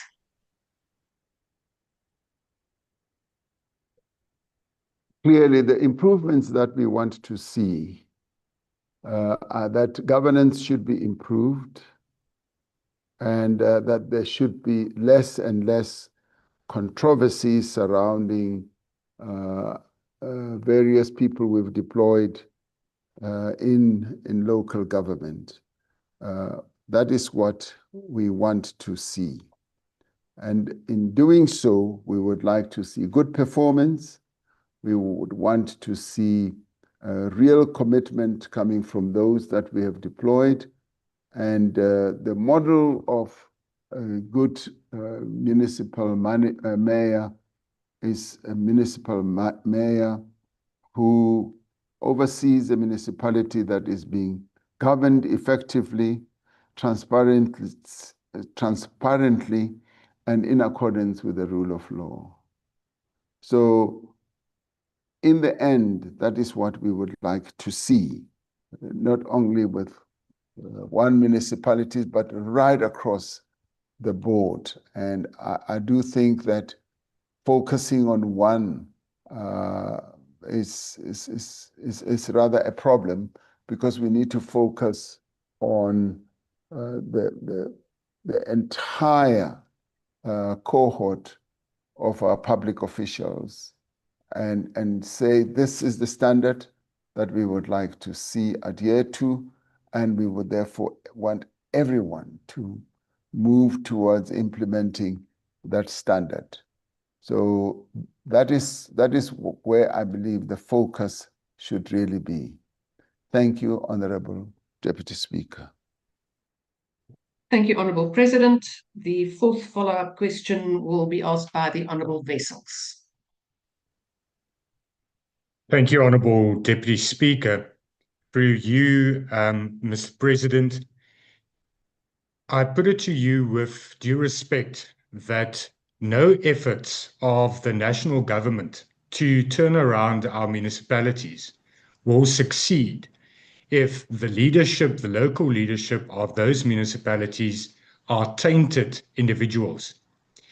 Given that the parliamentary oversight committees that before which the executive mayor appeared less than 2 months before your visit to the metro, criticized the mayor openly for a lack of accountability and a failure to implement recovery plans. Does your endorsement, and I do understand that you were there as the president of the ANC, Mr. President, but you remain the head of the executive, does that endorsement mean that the executive branch is discounting the structural findings by this parliament? I thank you.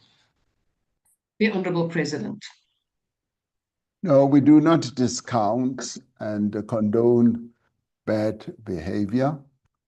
We do not discount and condone processes that do not enhance good governance. We do recognize where there's been progress, and indications of progress moving forward is what we do recognize. And where there have been weaknesses, we point them out and get those who are responsible for those weaknesses to change their ways. However, if they have committed any form of crime, then that's a different matter. It requires a different type of approach and a different type of remedial action. And in this case, I think we need to deal with the issue of the extent to which there are weaknesses, and ask ourselves whether those weaknesses are weaknesses that need to be corrected. So in the end, we need to have that clear balance and say, are those weaknesses irreparable, and do they militate against the interests of the people? But in the end, we need to have that deeper examination of precisely what those are. Thank you, Honourable Deputy Speaker. The last supplementary question will be asked by the Honourable Trollip. Thank you very much, Deputy Speaker. Honourable President, having listened to your responses, I'm now more concerned than ever, because being taken to new projects to showcase progress in a failing municipality can clearly never constitute in-depth assessment. How do you explain that the very same mayor was severely and repeatedly castigated in Parliament by Cocteau because she, and I quote, doesn't respond to correspondence? ANC chairperson Mkhize said she doesn't know what she's doing. She was also excoriated for a controversial and unauthorized leasing deal of a transformer to Kucha, and she was criticized for administrative chaos. You, Mr. President, recently said over the weekend at the ANC manifesto launch, when asking for another chance in government, that, and I quote, "Poor performing councillors will not be protected. Those that fail to perform, who act dishonestly, and who abandon their communities will definitely be removed," close quote. Mayor Labisha has done all of that, and she hasn't been removed. In fact, she was paraded with the convicted criminal Andile Lungisa as one of the mayoral candidates. How do you reconcile those comments? The Honourable President. Your Honourable Deputy Speaker, I have responded in large measure to precisely the approach that I've had, and I have said that, yes, there are weaknesses and challenges in that municipality, as well as many other municipalities, and one should never hide from that reality. And the assessment in the end has to be measured, has to be based on, in the end, is the municipality well governed? And has there been criminal activities that have happened that have led to either the stealing of money and fraud and all that? That's what we need to examine as we move on. And of course, like any other municipality or municipal mayor, there will always be those challenges. And it is the scale on which then we should measure not only this type of mayor, but many others as well. So we are essentially dealing with municipalities with a mixed bag. And as we deal with a mixed bag, we need to examine precisely how we should handle those. Those, of course, as I said over the weekend, those who do not perform well should be removed. Thank you, Honourable Deputy Speaker. Thank you, Honourable President. We now move on to the last question, which has been asked by the Honourable Mofokeng. The question is, with reference to his State of the Nation address on 12 February 2026, wherein he announced the deployment of Operation Prosper to combat illegal mining, what tangible and measurable progress has been achieved to date in respect of the targets of the operation? The Honourable President. Thank you, Honourable Deputy Speaker. Since the announcement in the State of the Nation address on the 12th of February in 2026, Operation Prosper has achieved tangible and measurable progress in combating illegal mining. Joint operations by the South African Police Service and the South African National Defence Force under Operation Prosper have disrupted illegal mining in the Free State, in Gauteng and the Northwest through high visibility policing, vehicle checkpoints, and air support.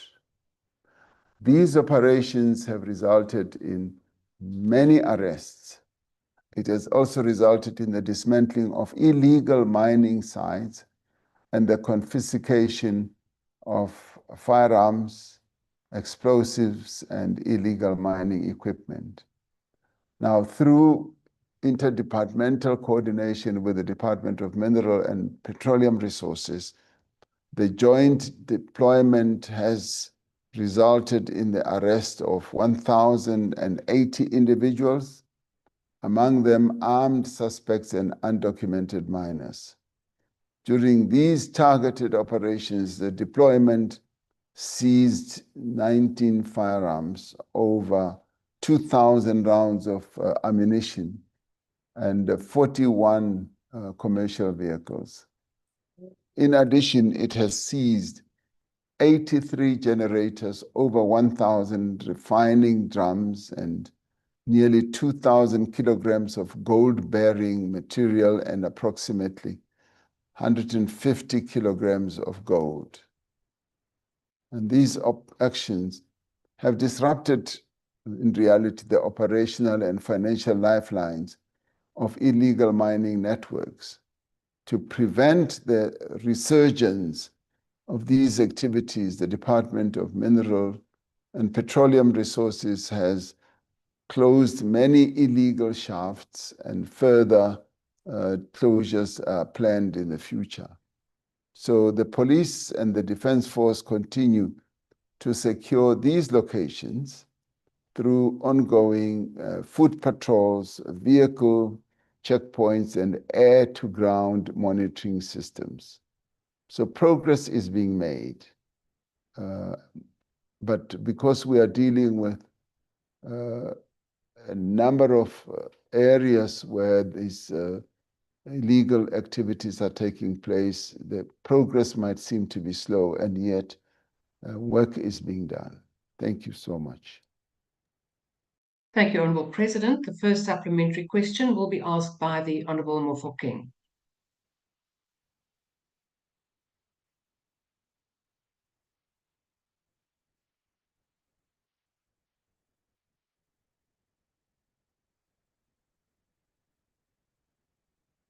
Honourable Mofokeng, please unmute your microphone. Thank you, Deputy Speaker. Mr. President, South Africans have seen numerous interventions against illegal mining over the years. What is fundamentally different about Operation Prosper that gives government confidence that this time we will achieve a lasting reduction in illegal mining rather than another cycle of enforcement, withdrawal, and the return of illegal mining? Thank you, Deputy Speaker. The Honourable President. I think we are making progress in that we are using a multifaceted approach to dealing with the problem of illegal mining. We are engaging communities near where mines, these derelict mines are. We are also taking steps to deal directly with the illegal miners themselves, but we are also dealing with the physical sites where they do the illegal mining, and in a number of cases shutting them down so that they may no longer be used. And we're doing this also in recognition of the safety element, because these mines that are derelict are not safe anymore. And we have seen some deaths that have occurred as a result of mine workers being in places underground that are no longer being used. They call them Madala sites. They are not well ventilated, they are not well lit. And so it is in their own interest as human beings that we should make this type of intervention. And at the same time, we are following up in the value chain further up to determine precisely who the real kingpins are. So the multi-sectoral approach that we are using is becoming quite effective. Thank you, Honourable Speaker, Deputy Speaker. This next supplementary question will be asked by the Honourable Schikkerling. Thank you, Honourable Deputy Speaker. Good afternoon, Honourable President. Honourable President, if Operation Prosper is truly prospering, as you've said, and successfully removing illegal miners from a site today, there is nothing to prevent that same site from being occupied again tomorrow.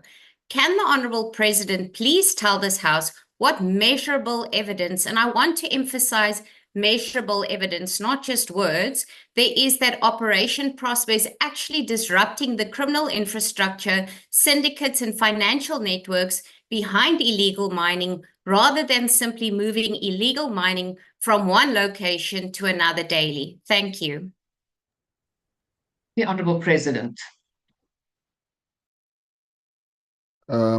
Yes, Honourable Deputy Speaker, we do believe it is producing significant operational results, particularly in the way that I have spoken, also against the gangs. It is still too early to say that it has sustainably, at the moment, reduced the serious crime, but we are making progress. And we have seen how, through the deployment of our soldiers and the police, we've been able to disrupt a number of these activities. And there's always a danger, yes, that there'll be a reversion to utilizing those mining sites again. And one of the solutions that has been brought to the fore is that those that we can shut down, we should shut down and seal them more permanently. And in this regard, we need to work with the former owners and with the community, as well as with the police and the defense force themselves. So that too is a work in progress. I do believe that we've shaken this tree, and we should be able to ensure that we remain focused, even to the risk of the issue recurring and coming up again. And we must be clear that arrests alone, in the end, are not the real measure of success.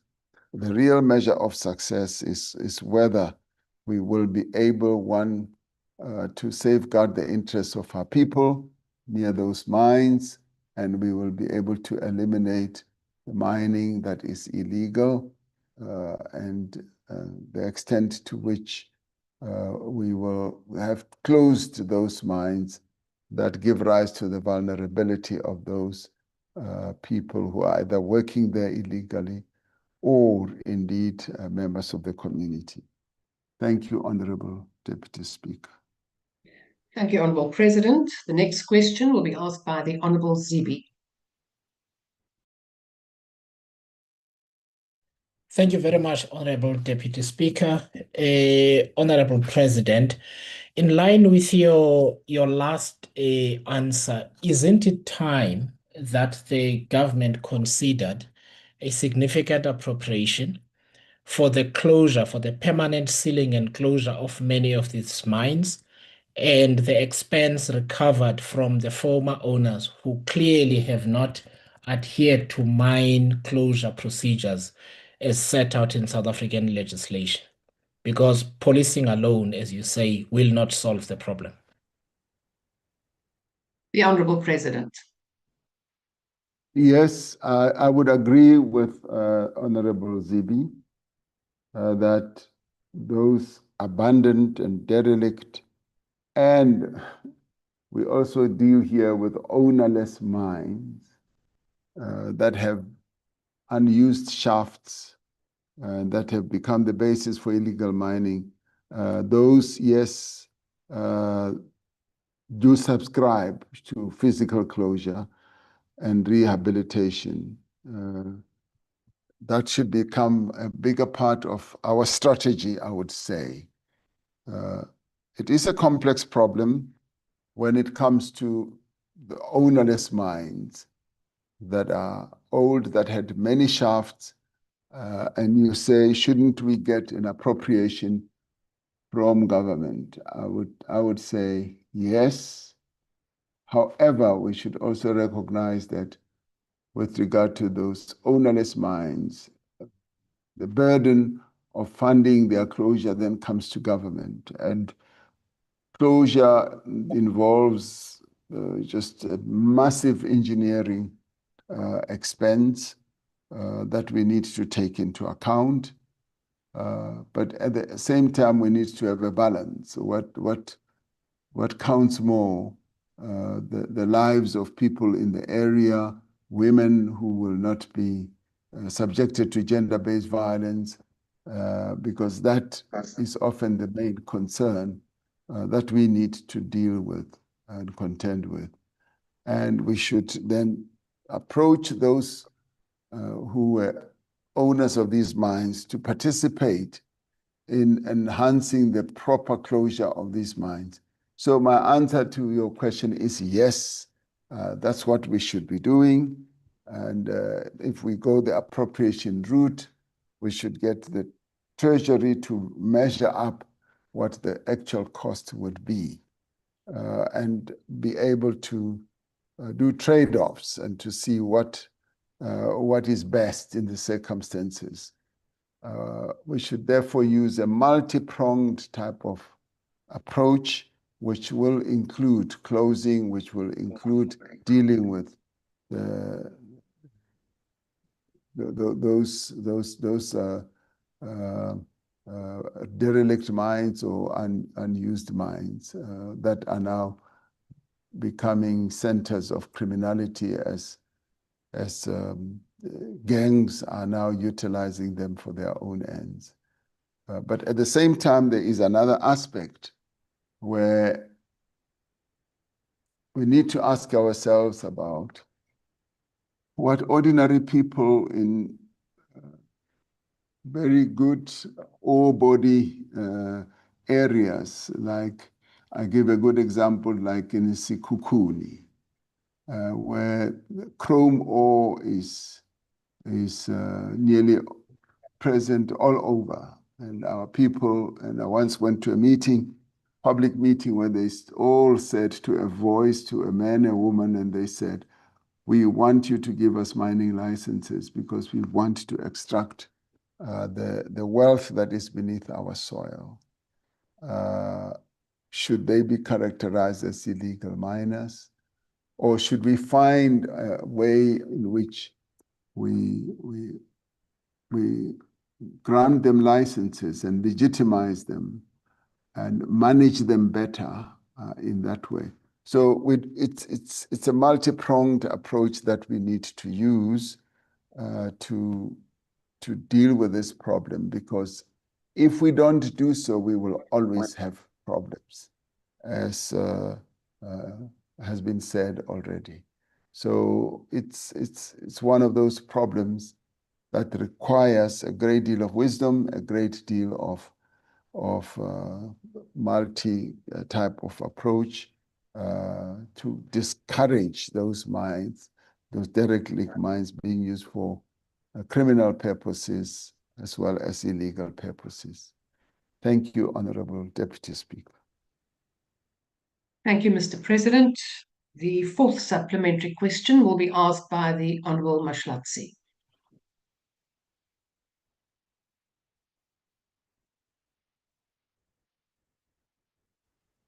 Thank you, Deputy Chairperson. Also, Africa. President, given that illegal mining has evolved beyond a domestic law enforcement problem into a transnational organized crime and illicit financial flow challenge, with potential implication for South Africa's gold supply chain, tax revenue, investment environment, international reputation, and the integrity of our legitimate mining sector, how is government measuring the international credibility and effectiveness of Operation Prosper? In particular, has government engaged with the global initiative against transnational organized crime based in Geneva and other relevant international organized crime, financial intelligence, and law enforcement institutions to independently assess whether South Africa's intervention is actually disrupting the criminal networks, finances, Thank you, Honourable Mashlatsi. No, I'm not finished. Illicit gold supply chain proceed of Honourable crime. Member, your time has expired. illegal mining rather than merely removing illegal miners from individual mining site. Allow me to ask my Honorable question, Deputy Mashlatsi. Speaker. Honorable Mashlatsi, you have 1 minute. You are now on 1.5 minutes. Allow me to ask this question. It's an important question. Honorable Mashlatsi, As a small, every member's question is as a small party, Honorable I Mashlatsi, will please never pause. ask an Honorable original Bergman. question until the end of this administration. Honorable Why can't you give me Mashlatsi. a chance to ask a supplementary question? Mashlatsi, I don't have any minute. original questions. Honorable Mashlatsi, So why can't there I is a point ask of a order. supplementary Honorable question, Deputy Mashlatsi, Speaker? because is you wrong. can ask a question, but the rules state that you have 1 minute, and that is in recognition of the time allocated to each My and every time, it says I'm You still can on take the 50 matter, something. Honorable Mashlatsi, you can take the matter to the Rules Committee if you are not happy with the rules. But this is now So my I can't ruling, ask, and you so are I can't now ask out the of original order. question, and now I can't ask a supplementary question. That's what you are saying to Honorable me. Mashlatsi, that is something you take up with the Rules Committee. I have now ruled, and you are No, now out of order. You can't prevent me from asking questions. Honorable Mashlatsi, You're wrong. I have now named you You're 3 absolutely times. wrong, Deputy Chairperson. Honorable Mashlatsi, I am now removing you from the platform. Could the table please remove the Honorable Mashlatsi from the platform? Honorable President, Honorable Bergman, I have now dealt with the matter. We will now proceed. Honorable President, please proceed with your answer.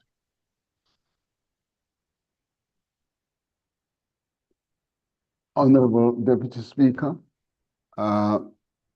what I heard as he was trying to develop his question was the extent of which Operation Prosper was having a negative impact on a global impact. We have not been able to measure that, but what we do know is that yes, it is having an impact in South Africa, but it is, as we said, a mixed impact. People are being arrested and they are being dealt with. The firearms are being removed, but we still need to have greater success in this regard. And we will be able to measure precisely the extent to which real progress is being made. But we must say that Operation Prosper has actually been able to bring down the incidence of illegal mining quite drastically because we focused on a number of areas in the Free State and in Northwest, yes, as well as in Gauteng. So it is producing significant operational results, but much more still needs to be done. And it is a bit too early to say that it has substantially reduced the serious crime that is given rise to by illegal mining. Thank you, Honorable Deputy Speaker. Thank you, Honorable President. The last question will be asked by the Honorable Mofokeng. Thank you, Deputy Speaker. Mr. President, beyond arrest and enforcement operations, what specific institutional and measurable mechanisms will ensure that the gains made through Operation Prosper are sustained after the deployment ends, and who will be held accountable if illegal mining returns to areas that have been cleared, as well as how are we seizing cash proceeds from illegal mining to offset the cost? The Honorable President. The various measures that will need to be taken, that is exactly the question that is given rise to.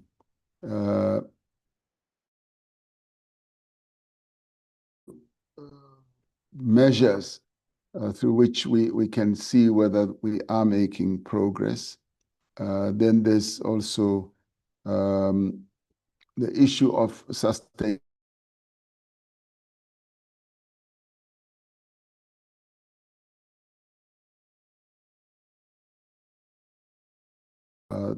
The would-be prosper finishes its work.